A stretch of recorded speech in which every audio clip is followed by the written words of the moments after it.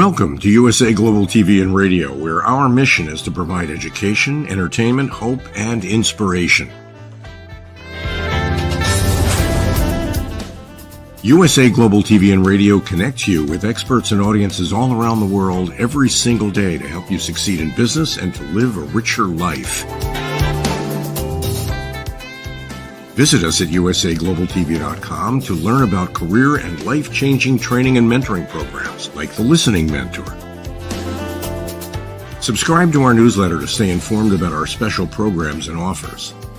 Discover how you can become a guest on one of our shows or a host or producer of a USA Global TV and Radio show of your very own.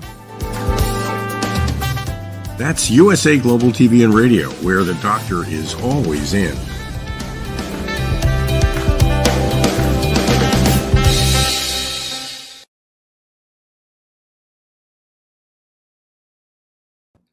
Good morning, good afternoon, good evening. Welcome wherever you are in the world to USA Global TV and Radio, where we proudly provide world-class education, entertainment, hope, and inspiration.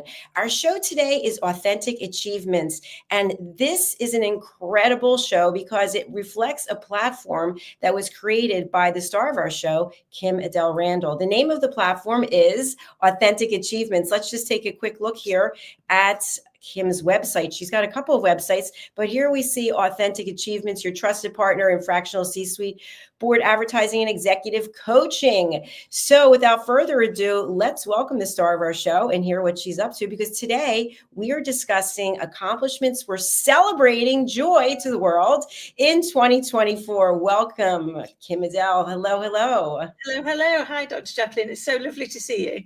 Thank you. It's so lovely to see you as well. And we just share backstage. We've both moved houses and are in new locations. So how are you feeling about your space? Oh, I'm loving it. I mean, it's been a bit of a roller coaster. We were just chatting. I think we've shared some similar roller coaster experiences. So I'm just under 2 weeks in. So I moved in a week ago on Monday, and it's starting to look pretty straight. I don't think I've slept. Because I've been putting up pictures and was desperately trying to get it to look like a home, ready for my little girl's birthday, which was last Saturday. So we moved in on the Monday, and I was still putting pictures up at like midnight the night before her birthday, going, it will look like home. It will look like home. So I am super, super grateful and just loving it. We are so appreciative of our new space. Where are you compared to where you used to be? So we've moved to Nottingham, which is where I grew up. So we moved to be closer to family. We're in a beautiful little part of it that's called the Park. It's the hardest place to describe. You're smack bang in the centre of one of the busiest cities in the UK, and yet less than half a mile, and you're in this beautiful suburb that's all tree lined and houses that look like there's something out of Downton Abbey, of which we're renting a flat within one of them. And it's just bizarre to think it's so quiet and so peaceful here. And yet within half a mile, I could be smack bang in the city centre. It makes no sense unless you've actually ever been here. And I keep pinching myself every day going, it's really ours. I am so very grateful. Oh, that's beautiful. And, to think that I was just in London and I have a much better sense of how things are laid out than I did before I went there. One thing that really was of interest to me, and we're talking about accomplishments, so we'll segue back to that, but it was so interesting to me how many people are commuting into London. And I know from where I was staying that we walked about 9 minutes, if you're walking really fast, to get to the train. And then we took the train to Waterloo, and then we would take 1 or 2 tubes to get to where we had to go and then walk. And it's a lot more exercise than what I'm used to in terms of going from point A to point B, just jumping in the car. So do you find that where you are now too, or do you have to use a vehicle? So no, I can pretty much walk everywhere, with the exception of the school run, which is just a little bit too far. So I do have to take the car for that, and obviously shopping and that. But it's just lovely to be able to, within 10 minutes you can be at the train station.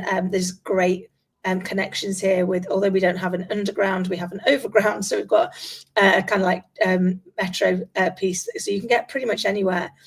With so many different forms of transport. And you're right. The whole, once you've been to London, you get that feel, don't you? So where I lived before, I lived there because it was classed as commutable, even though actually I was, if you look on a map, I'm smack bang in the middle of the UK, and yet I could get into London in just over an hour. So people living in London can take longer than that to get to the centre of London. So it has really opened up where people can live, and I think COVID definitely opened that up, because people realised that actually they wanted to love the place that they lived, in case they spent a lot more time there. So we saw a lot of people move out of London and move into the countryside and commute back in, which I think has really changed the dynamics for people. Yeah, absolutely. And I have to say, it sounds like for 2024 accomplishment for you, one of them will be this move. Is that correct? Absolutely. So this is just a dream come true, if I'm honest, Dr. Jacalyn. I am pinching myself, and as is Scarlett. And I think you always worry when you move, particularly with the little person, and because it's upheaval, it's a new school, it's making new friends. And although she was the one that wanted to make the move because of wanting to be closer to family, there was an element for me of like, does she really understand what that move entails and what that's going to look like? And then she woke up on Friday morning, so our fifth day here, and she went, "Mummy, I just love our new house, and I love our next adventure." And I'm so very grateful. So as you know, we have a little gratitude jar, and we write down the things that we're grateful for, and we chat about them every day. And this was definitely one that went in our gratitude jar, and does feel like a real achievement, a real next step for us on our journey to the next adventure.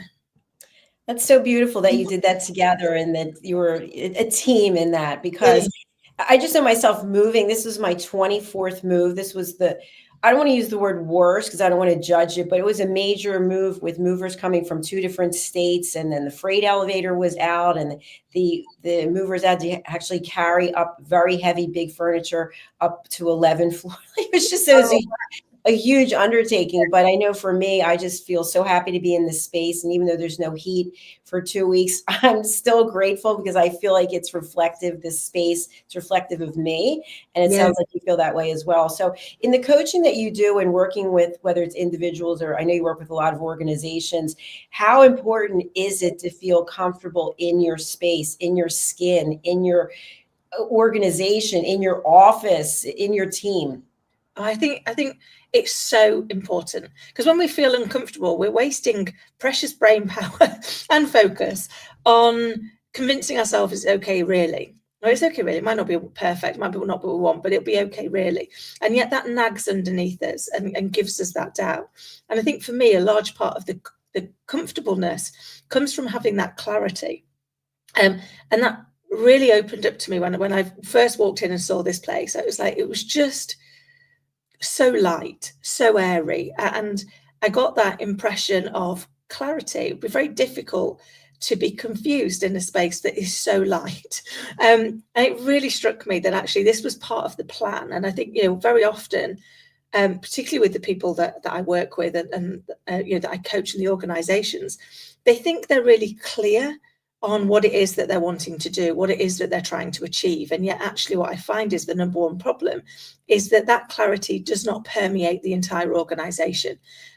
So people are unclear on the part they need to play, and are very often uncomfortable about sharing that they're unclear on where it's going. So I think making focused time to re-evaluate where you're going, to ensure that you've got absolute clarity on what it is that you're trying to achieve, and that then you've actually created the space and shared that with your people and allowed them to have permission to be part of that solution, is the real game changer.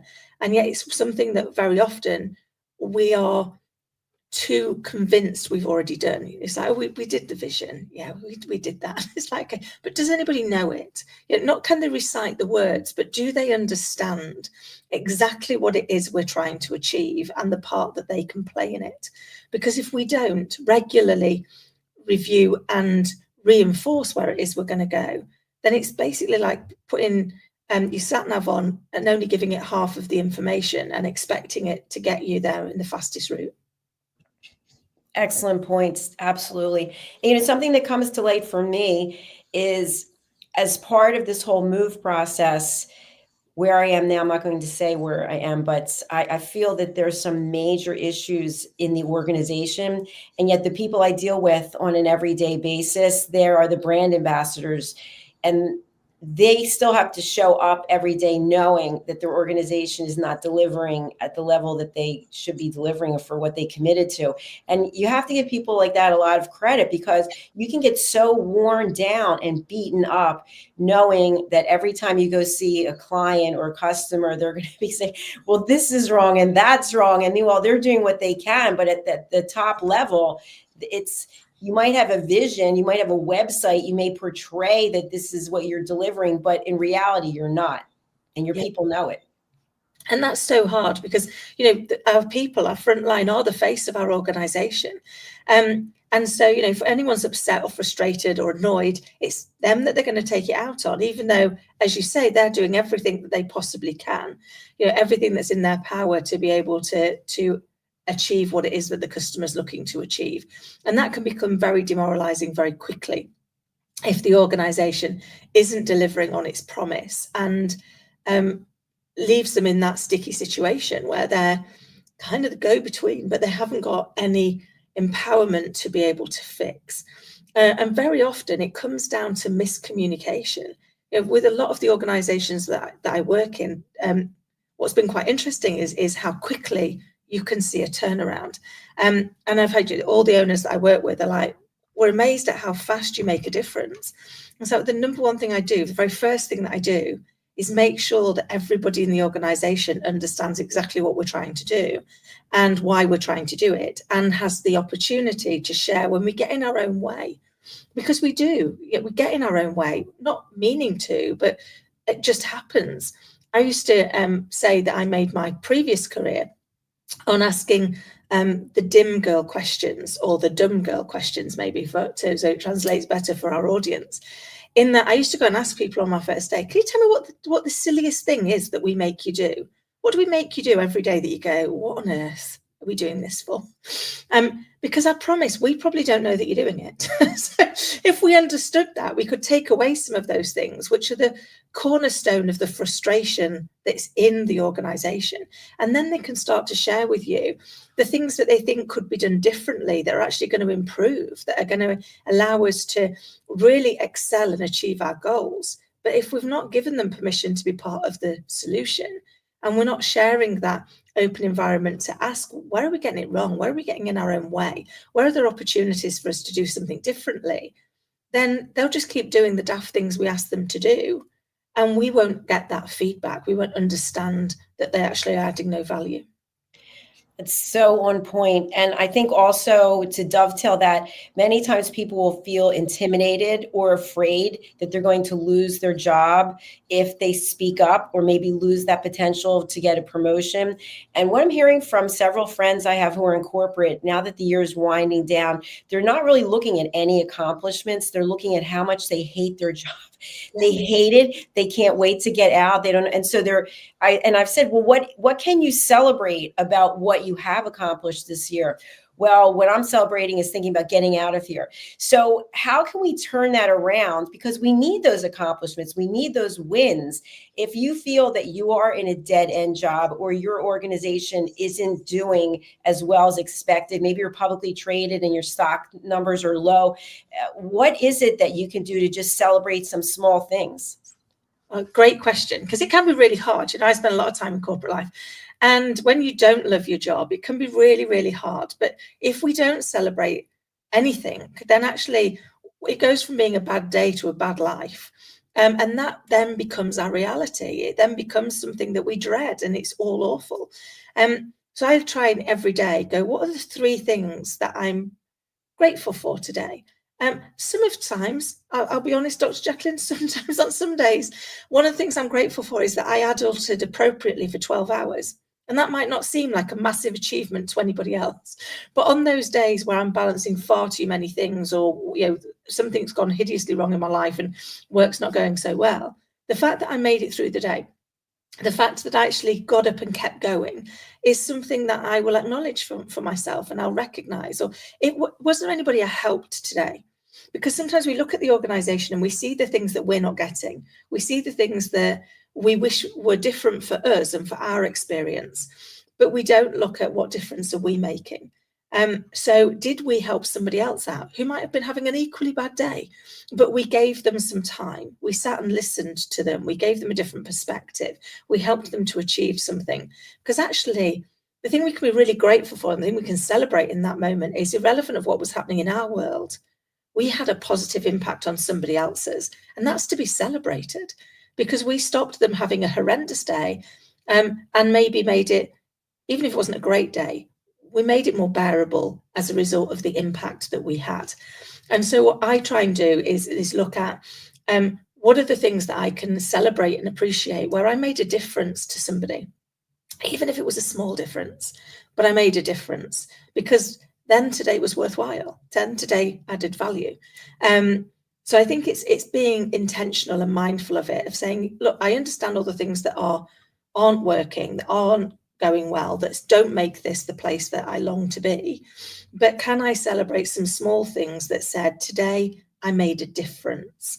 Because it's amazing the change that has on us psychologically, and also, therefore, how it pans out in our days. They go from being unbearable to being bearable, which allows us to have the headspace to find what it is that we do want. Because I think, and if it's okay, I'll share a brief story. I remember once, many years ago, making the biggest career mistake of my life. And that was because I wasn't intentional.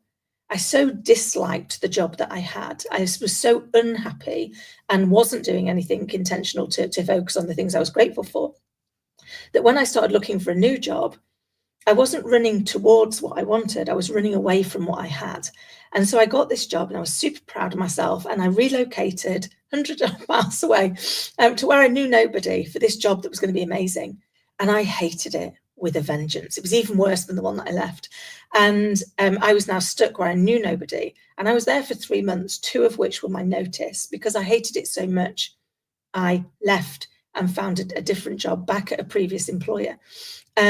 And then spent the next 18 months commuting all the way back to where I'd previously lived, because the mistake that I made was being too focused on what I didn't want and not focused enough on what I did want. And so now I try and make sure that when I'm asking myself, why is it that I think this is the right answer, I'm being really conscious about, is it because it's just not what I've got? In which case it might not be the right answer, because it's being driven by what I don't want, not by what I do want. Yes, I love the way that you laid that out. That makes perfect sense.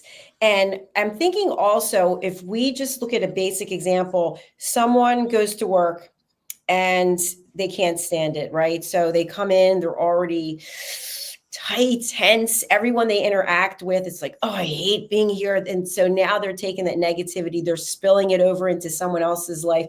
By the time they leave, I'm going to use the word polluted. They've polluted the organization with negativity. They go home to whomever, and then they're, oh, I can't see. And it just goes on and on and on, instead of saying, you know what, I'm not where I want to be yet. To your point, I love that word, yet. But I am thrilled that I have a place to go. I have team members. I have a check. I have benefits, whatever the case is, instead of just zoning in on whatever that core thing is. So something that's coming up for me, and I'd love to have you talk a little bit about this, because this is an accomplishment, I truly believe. When we're able to look at what is the foundation of our discontent, what is it that, aside from all the check marks that we're not checking, what is it at the core of who we are and what we're doing that is causing us to feel this upsetment? Does that resonate with you? It does, because very often we don't get to the cause, we deal with the symptoms. Yes. So symptom all over the place, but we've not dug underneath it to go, but why is that really important? Why is that such a problem for me? Or why is that so important? What will be different when I get that? What would it look like? What would it sound like? How would it be? Because we accept our first answer as human beings, and the answer we give is always the one we think is most likely to be accepted. And that's what we do with other people. It's also what we do with ourselves. So when you get somebody who's leaving an organization, you say, why is it you're leaving? And they always go, it's the pay. And you go, okay, that's really interesting. So what is it about the pay? And once you dig underneath, and there is an old theory that's called the 5 why theory. But the point is, once you keep digging into, okay, so tell me what makes that so important? What would be different if that was fixed? You find out actually it's not the pay. I mean, the pay might be an element, but actually they don't like the boss, they don't like the work, and they feel that they're undervalued and unempowered. But if you don't ask the next level of questions, you'll never get to that. So you'll think that the organization's got a problem just with pay. So you'll waste all of your energy and all of your time and focus on fixing a pay issue, and then wonder why people are still leaving. Because the research shows that I think something like 57% of people who leave an organization leave because of their boss. I mean, that's terrifying as a leader. More than 1 in 2 leavers leave because of you. If that is not an eye-opener to want to change, I don't know what is. But I think we have to examine further. We have to be more curious about why a certain thing is important. Why are we so convinced that it's right or it's wrong? What if there were an alternate option that was available to us? Because the more curious we can be, the more open-minded we can be, the easier it is for us to find new solutions and really excel ourselves forward. Yes. And I think it's setting ourselves up for success and for wins. And in 2 weeks, we're going to be talking about goals that we have for 2025. And I think now it would be kind of fun to just go around and go back and forth with some accomplishments that we feel we've had for this year. And I'll just start because this just happened the other day. But as you know, you were one of our award winners for 2024. And I put a lot of time and effort into each award. And when I finished it, and the other day, I posted all the certificates together, and I thought to myself, and this is not from an ego place, it's from a heart place. I thought, oh my gosh, like people from all over the world, most of whom I've never met, have made such incredible contributions to this platform, to my life, to other people's lives. And if I didn't walk through the door of fear and uncertainty and all the people saying, what do you know about television? What do you know about radio? I mean, it's amazing. And so I'm not sitting here, flush with cash, but my heart is full beyond words, more than I can ever share with you. And so when I look at my friends who make a lot more money than I do, they're so miserable in general because they can't stand what they're doing. And I'm just grateful to have you in my life and to hear about what's going on with you and what you've built and what you've grown. So that to me is really an authentic achievement. So over to you. What are your thoughts about something that you feel so empowered about accomplishing this year? Oh, I love that, Dr. Jacalyn. And I was so super grateful to receive the reward. And I'm super grateful and always celebrate the fact that you've let me be part of the platform. You still let me be part of the platform. Because I think sometimes we look at these things and we forget to be grateful and to acknowledge some of the accomplishments that fill our hearts. For me, one of my great accomplishments is having built this home for Scarlett, and the fact that she loves it and that we're building it together, and that on Friday, most people probably think I'm a real weird. We moved in on Monday, we had no electricity, we had no heating until the Wednesday, and on Friday I cooked full-on Christmas dinner for my mum and one of her oldest best friends, and for Scarlett, amidst trying to put up pictures and Christmas trees. And I said to my mum, and very, very rare that I actually will ever outwardly acknowledge, I said to mum, I'm just going to take a moment and just be proud of myself that actually I got it done. I got it done, and I've created a space where we can sit down and have a family meal within a week, and we can celebrate Thanksgiving a day late, admittedly, and get ready for Scarlett's birthday. And I managed to do that as a single mum on my own, and I can be proud of that. And I think sometimes it's those bits that, like, why was I proud of that? I was proud of it because of the look on their faces and the fact that we were able to celebrate our lives together, and the friendships that have lasted for longer than I've been living. And the beauty that brings. So you've got new friendships that come in every year, and they're all full of joy and wonder, and what's going to happen next, and what's the new adventure. But you've also got all those existing relationships that have built so much into your heart and into your home, that are there to be grateful for. I'm very lucky that one of my best friends has been my best friend since I was 4. Others have been around for 25, 30 odd years. Others, like yourself, have been around for the last 3 or 4. Some brand new, just starting as part of the move. And I think they're the things that we sometimes take for granted. And yet they are real accomplishments, that we've made a big enough impact in someone's life that they want to remain part of ours. Oh, wow. I just have to applaud you for that. Absolutely. That is tremendous. And that is what I would say is priceless. It's absolutely priceless. And what you've accomplished before the end of the year, right, with all the holidays and all the rush, and some people would say, why would she do it now? Why wouldn't she? Because we have to walk through the door. Sometimes people keep putting things off and putting things off. People say, why are you wearing that jewelry? Or why? Because I could be dead tomorrow. So I'm wearing my stuff. I'm doing my stuff. I'm doing it today. And one thing that I reflect on that I'm truly grateful for is, just a couple of months ago, I left someplace else in New Jersey. I drove to Florida. I got my mother's house up for sale, sold literally everything in the house, all the furniture, either donated or sold it. And we got the house sold. It was so fast. It was unbelievable. There were a few complications for the closing, but anyway, got it done. Left there, went to London, came back, went to Virginia, then had to get all my stuff from 3 different places, moved in, told you all the issues that occurred. There are still issues. And I look around and I said, that's pretty amazing, by the grace of God, that I got this done by myself. Because as you know, as a one person who's not in a relationship with someone else, it's a lot.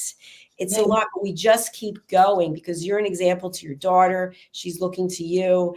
And by the way, I love the post that you had of the 2 of you twinning. Is that the word, twinning? Yeah, that's my little girl's favorite word. So she thinks we're twins. And as you can see, I mean, we're like the oddest twins since Schwarzenegger and DeVito. I'm 51 and she's 8. We're not twins in many ways whatsoever, but I love the fact that she thinks that we are. And her favorite thing in the world is if we can find something that makes us look like we're broadly wearing the same thing. So I did share one of her favorites, which is matching coats, and we also have matching boots for the same outfit. But I love that, actually, and for me it's a great accomplishment. I love that I've built a strong enough relationship with my little girl that actually she wants to think that she's my twin, and she wants to be connected with me, because as an older mum, it was one of the things I was concerned about, was would she find that difficult or uncomfortable, the fact that her mum's the oldest mum in the school, and then probably is older than some of the grannies, but she doesn't seem to see the age. And that for me is always a great reminder of what we really should have and should accomplish. It has to be my little bear, is the fact that that's just the most precious gift. I mean, I'm gifted with an earth angel, and she makes such an impact to everybody she meets. And one of the things that I celebrate is the fact that whilst, similar to you, I'm not sitting on piles of cash, and some days are more tough than others as we work it all through, I do have the absolute priceless privilege of most days being the one that takes her to school and being the one that picks her up, and being able to carve out that time that's so precious, because we never get that back. And as you say, we should wear the things, we should dance the dance, we should face the fear and do it anyway, because none of us are getting out of here alive. We may as well make it as much fun as we can while we're here. Yes. And of course, we are very positive about the future, and especially when you have a young one there, that you are really twins, soul sisters, and also mother and daughter. So that's beautiful. Now, you had shared earlier in the year that you were on a health journey, and you had started exercising and made some changes. How have you feel you've accomplished, or have you accomplished what you wanted to for this year, or are you a work in progress? I'd say I'm a work in progress, definitely. I'm proud that I'm still going, because actually what I've done is whereas before what I would do, Dr. Jacalyn, is if I kind of didn't exercise for a day or something, I go, oh, I'll start again on Monday. I just kick the can down the road, we'll just start it another day. Whereas actually I've gone, okay, but tomorrow's a brand new day. And I realized, and I know if I'm proud of this as a bit of an accomplishment, that's what I say to my little girl all of the time. So if she has made a poor choice and that's come with a consequence, such as we were going to the movies, but because you've done that, we're not going to the movies now. I always say to her, but tomorrow's a brand new day. So just because you made a bad choice today and you've got to live with that consequence, tomorrow's a brand new day. So it's back on the cards for tomorrow. You just have to make better choices. And I realized that's what I was doing to her, but that's not what I was doing to myself. I was like, well, it's a bad week now. It's not a bad day. So I can make more bad choices. It'll be okay, because Monday is when I hit the restart. And that didn't sit comfortably with me, because it's like, well, hold on, you're not walking your walk. So you're giving Scarlett a different piece, which is you restart at the end of the day, and tomorrow you can start again. So you can make better choices. I was allowing myself to wallow in bad choices for another 3 or 4 days. And so the bit I'm proud of achieving is the fact that when I have not done what I said I was going to do, the next day I've done something different. Now what I need to do is make that more consistent. So I'm doing the right things every day instead of the constant need to reset myself. I think it's brilliant that you're aware of it, and you're open to saying it and sharing that, because I think sometimes we lie to ourselves. We tell ourselves stories that are not really true. And like you, especially with the move, maybe this has a big tie into it, but I have not been exercising as much as I typically do, because, there's no heat, I'm freezing. Yeah. It's like, it's hard to get yourself motivated. But at the same time, I say to myself, that's just this moment in time. In fact, I have an Apple phone and watch, and yesterday it just shared some statistics about my workouts for the last 26 weeks, which I was like, oh, thank you. And it was all pretty positive about the number of steps I've taken, the number of hours I stand, all these things. And I thought, you know what? I'm going to embrace this. The last 2 weeks, I'm not getting an A+. That's okay. We've talked about trophies, and you know how I feel about gold stars and things. So even though I have worked out, I don't work out like I used to twice a day. When I lived in Florida and it was so warm out all the time, it was not a big deal to go for a 5-mile walk or go for a run. But now it just seems like when it's cold, it's a big deal to do everything. But so my point is, I think, and I love your opinion on this, I think consistency over time outweighs inconsistency for a short period of time. It's just a moment in time. I completely agree. And I think one of the things that I love about what you've just shared, and having known you for a few years, is one of the things I love for you to celebrate is the fact that actually you've accomplished being kind to yourself. That actually you are able to go, do you know what? With everything else that's gone on, with moving house and all the other things, yes, I might not have exercised as much as I want to do for the last 2 weeks, but I'm still going. I'm still running this amazing platform. I'm still giving back and giving value every single day.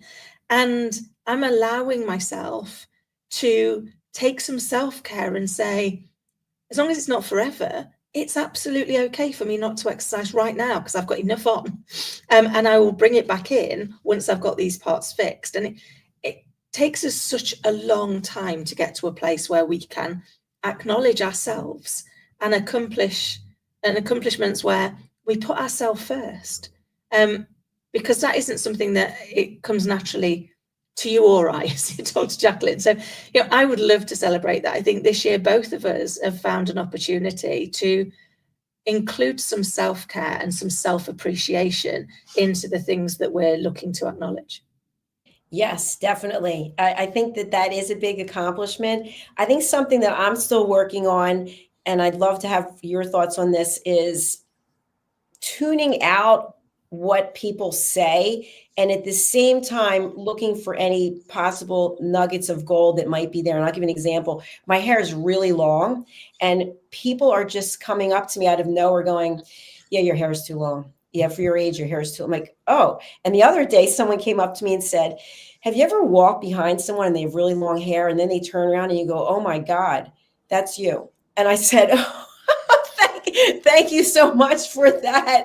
So my point is, in looking at accomplishments, I'm not taking it personally because I'm thinking, I wonder what's coming up for this person, these people who are just coming out of nowhere. I'm like, is it a sign from the universe? Is it just negativity? I don't know exactly what it is, but I think I will cut my hair. So anyway, what do you find about that when you feel good about something in yourself and other people just blatantly come and give you opinions? I'm slightly blown away by how rude people I saw your face. I know. What on earth? As you know, my motto with my little girl is, to live a life of passionate curiosity and pass thoughts, words, and deeds through. Is it kind? Is it honest? And does it add value? So maybe some of the people giving you feedback might like to pick up on that motto and give it a try. I just think to myself, actually, there's nothing more beautiful than somebody who is confident in how they're choosing to be. And why would we want to go and dent that? I've had a different issue. I've had loads of people go, I don't understand why you've gone grey, because you've got quite a young face. And I was like, interesting. It's not changed my face. It's just, I've just changed my hair. But they had a real issue with it. And I was like, okay, well, each to their own. So you may not want to be grey yet. I really don't mind that I'm grey now. Whether that comes from my mum went grey early, I don't know. But I guess I kind of like look at people's opinion now and I'm okay to say thank you and then leave it where it is. It's like, it might be different to mine. That's okay. That doesn't mean to say I've got to necessarily question my own. It's like my hair and how I look really is only my business. I mean, other people can have a view on it. Other people can go, well, you look dreadful, or you should lose weight, you should grow your hair, you should dye your hair, you should whatever.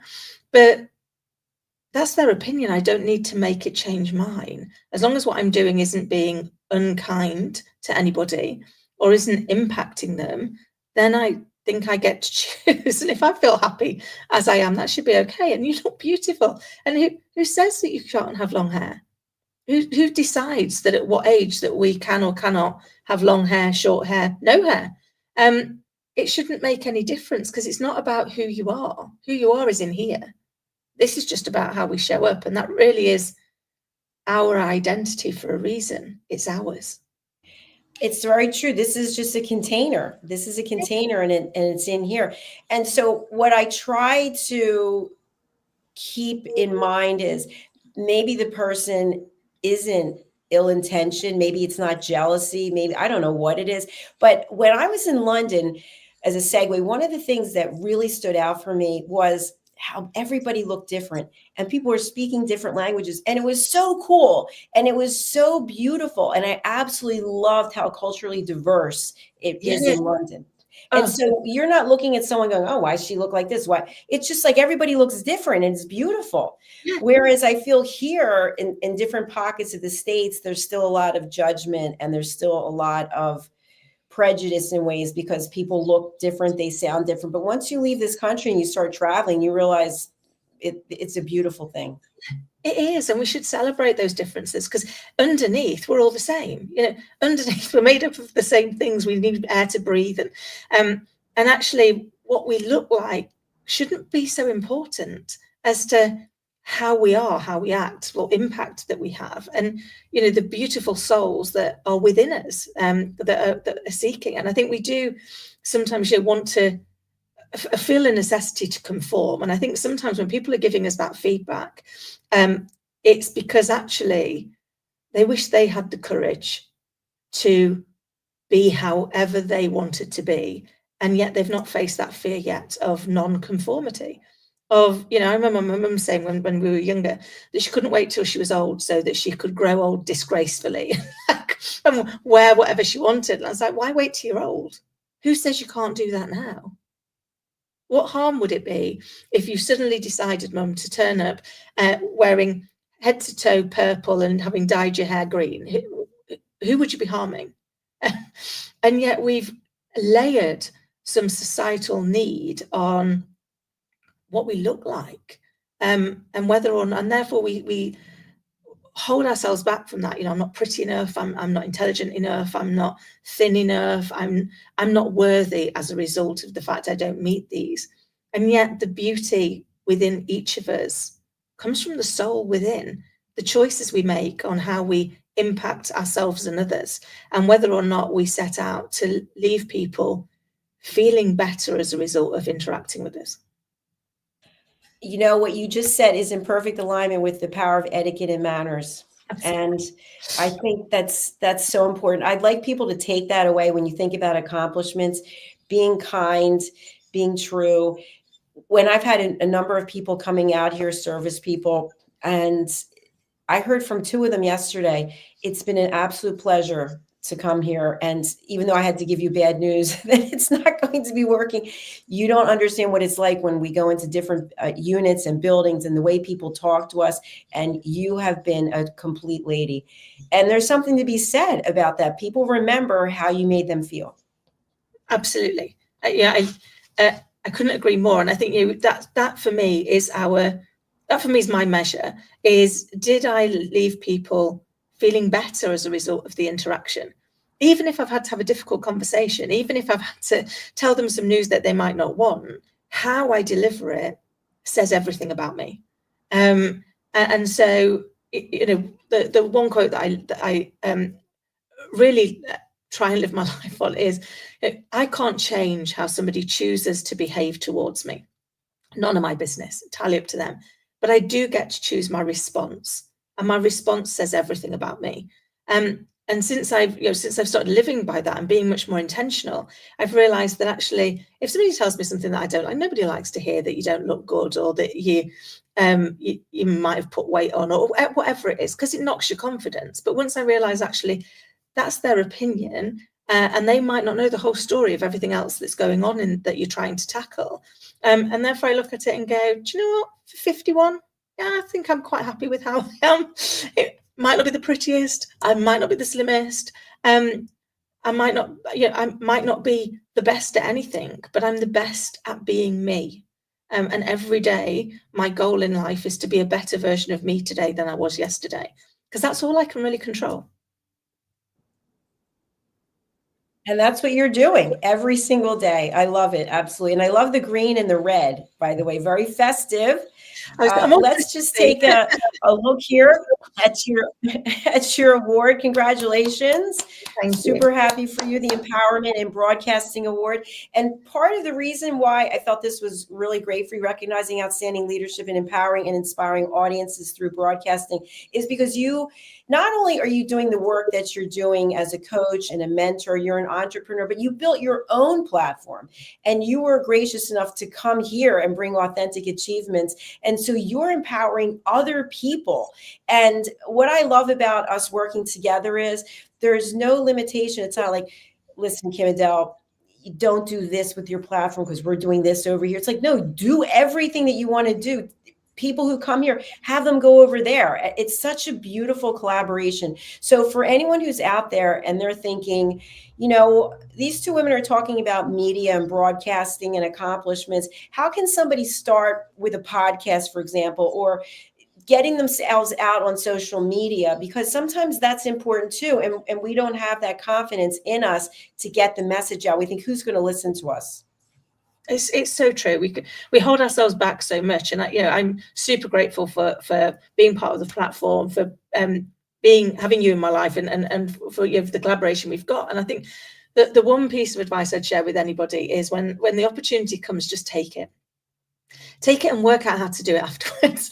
None of this would have happened. I sometimes still pinch myself. I think about the first book I co-authored, which came about on day one of lockdown, first ever lockdown, day one. I got a phone call, somebody saying, Kim, we're writing a book on remote working, and you've led remote teams for years. Would you co-author?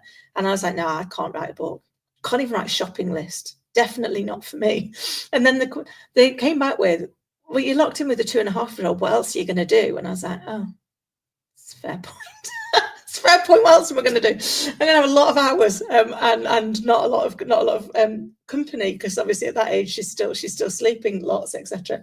And so I did it. And I had 5 days to write it. And on day 10, we published. And on day 11, in one of the weirdest moments in my life, I was in my pajamas in the back garden on the phone live on BBC Radio London, talking about how you become an international bestseller in lockdown, going, is this even real?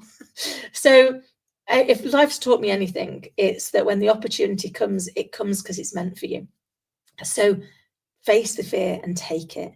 And if I can help anybody, then reach out, because sometimes all we need is a little bit of encouragement. Absolutely. And for people who are listening on a podcast platform and they cannot see the banner, what is the best way to get in touch with you, and who would you like to contact you? So the best way to get in touch with me is probably, for those listening, if you find my website, it's AuthenticAchievements.com, and you'll find all my contact details. Please do just reach out. You can also find me on most social media, either as KIM-ADELE Randall or as KIM-ADELE 10. And if you go onto the website, all of the contact details are there. So please do get out, reach out, and I will help. And equally, go and visit USA Global TV and Radio, because there's amazing opportunities where you can start out on something a little bit smaller, which is maybe just be interviewed by somebody, appear on somebody else's show, but start to get comfortable with sharing your message. Because I wrote this quote for my little girl, and I believe it to be true of everybody. And if it's okay, I will share that with you. And that is to be kind, to dream big, to take action, and to believe, because you are proof that miracles happen. We are all proof that miracles happen to somebody. Woo! Thank you so much. Very powerful episode. And to people out there, we had a show yesterday on anxiety and depression during the Christmas season. So do reach out. Whatever your situation is, please look for the joys, look for the positives. There's always something there, always. And to me, every day that my eyes open and I'm still functioning is a win. So thank you, KIM-ADELE. It's been an absolute pleasure. Thank you, everyone. Our next show is coming up. It's the Mallorca Connection with Mr. Roland Friedel at a new time and a new day. So we'll be back shortly. Bye for now. Take care. Bye-bye. Bye-bye.